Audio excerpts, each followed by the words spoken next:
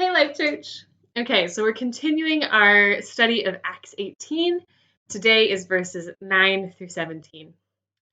I don't know about you, but I've always pictured Paul, the Apostle Paul, as this almost Marvel comic superhero Paul.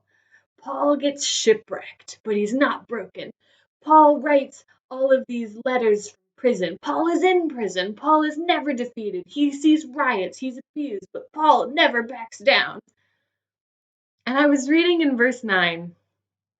Now the Lord spoke to Paul in the night by a vision. Do not be afraid, but speak, and do not keep silent. For I am with you, and no one will attack you to hurt you. I took a moment and said, Paul? Paul needed to hear this? Superhero Paul, who's never afraid, needed to be told to not be afraid.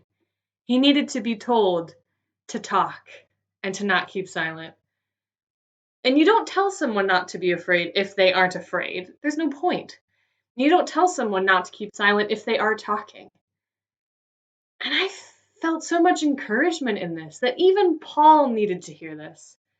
That on this journey with Christ, we do get weary, we do get burned out, we do get worn down.